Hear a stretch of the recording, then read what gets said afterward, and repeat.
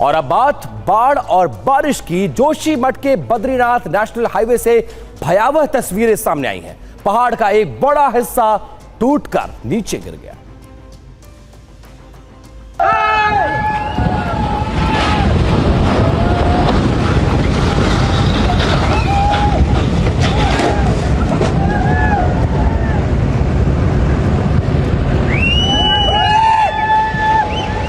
तस्वीरों में देखा जा सकता है कि पहाड़ का कितना बड़ा हिस्सा देखते ही देखते सड़क पर आ गिरा।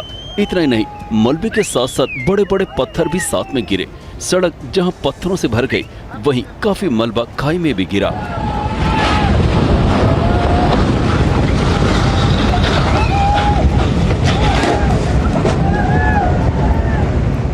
भयानक लैंडस्लाइड की वजह से बद्रीनाथ राष्ट्रीय राजमार्ग बंद हो गया। इस दौरान वहां से आवाजाही कर रहे तीर्थयात्री और मॉर्निंग वॉक पर गए स्थानीय लोग बाल बाल बचे। लैंडस्लाइड की वजह से लंबा जाम लग गया।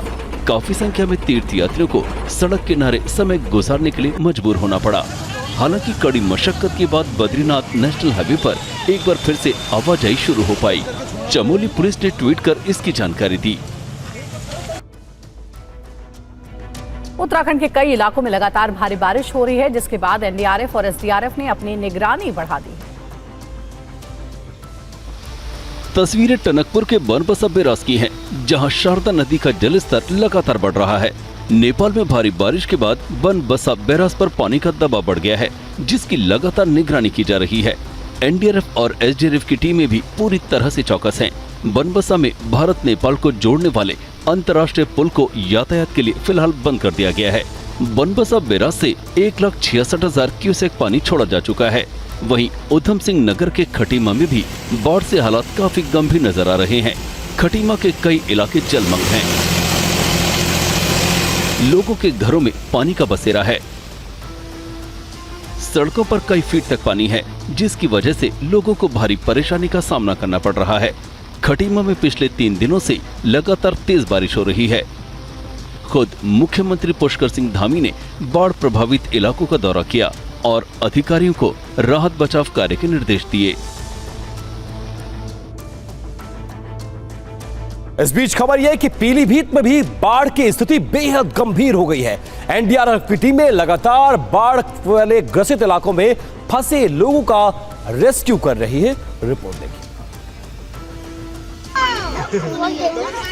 पीलीभीत के कई इलाकों में ऐसी तस्वीरें नजर आ रही हैं। एनडीआरएफ की टीमें एक के बाद एक रेस्क्यू ऑपरेशन को अंजाम दे रही हैं। एक तरफ लोगों तक जहां राहत सामग्री पहुंचाई जा रही है, वहीं दूसरी तरफ उन इलाकों से लोगों को निकाल रही है जहां कई फीट तक पानी पहुंच गया है। इतना ही नहीं, बाढ़ में फंसे लोगों को निकालने के लिए सेना के हेलीकॉप्टर की भी मदद ली जा रही है। प्रशासन ने हेलीकॉप्टर से रेस्क्यू कर 300 लोगों को बाहर निकाला है। दरअसल पीलीभीत में बनबसा बैराज से 4 लाख से अधिक क्यूसेक पानी छोड़े जाने के बाद से ही शारदा नदी के किनारे गांव पानी में जलमग्न हो गए हैं। इसके अलावा कई जगहों पर हाईवे, लिंक रोड और रेलवे ट्रैक की पुलिया पानी के तेज बहाव में बह गई। इस वजह से शहर से लेकर गांव तक के लोगों को परेशानियों का सामना करना पड़ रहा है। कई इलाकों में पिछले कई घंटों से बिजली की आपूर्ति बाधित है।